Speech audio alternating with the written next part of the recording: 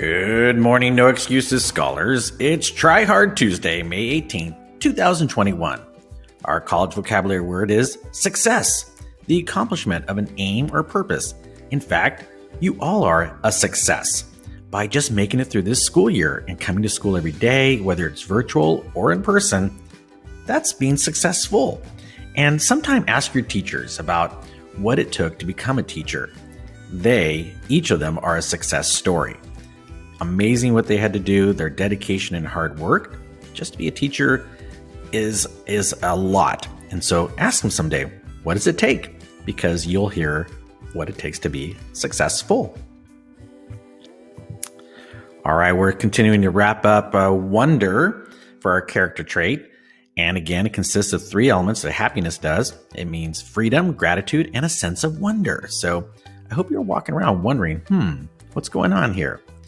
Speaking of, we're wrapping up wonder, May 21st, our 1st through 5th grade is going to have their Husky Awards. That's coming up Friday.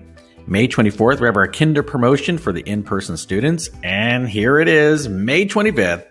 Yeah, 6th graders, it's time for your promotion. Talk about being successful, showing a success.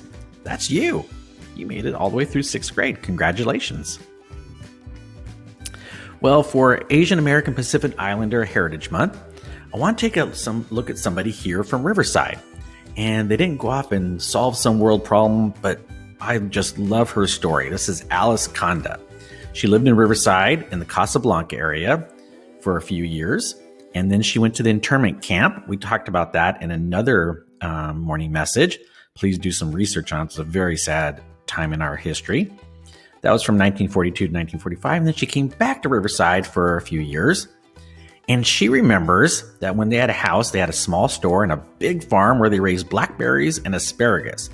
And in fact, the house you see her standing in front of, she came back to many years later, because that's here in Riverside. And I'm sure you can go even see it now. So pretty cool. I like what she says in the red here. Almost daily, our folks, that her parents, would remind us the importance of being good citizens. Hey, didn't we talk about being good citizens like every day? Especially since we are of Japanese ancestry, a race not liked back then. There are two Japanese expressions my father taught us. I love these. I'm going to probably say the name wrong, but it's tasukuru, which means to help or rescue, and the other is gaman, which means to endure. She learned this in the camps, those internment camps. These two phrases were instilled into her family's children.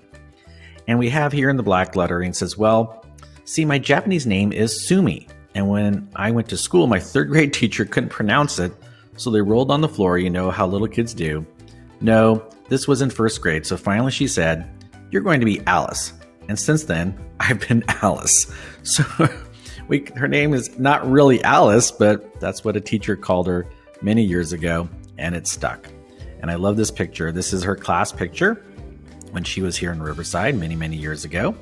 So thank you, Alice, for being a great example of what it is to be a good citizen here in Riverside, California. And I'm sure she was all these things. She was trustworthy, respectful, responsible, fair, caring, courage, and great citizen. Yes, she is. So we're looking for you to be that as well, scholars. Keep up the good work. We want to see it. And part of that is, when you are being a good Husky scholar, you have good manners and you have social distance. Stay 6 feet apart.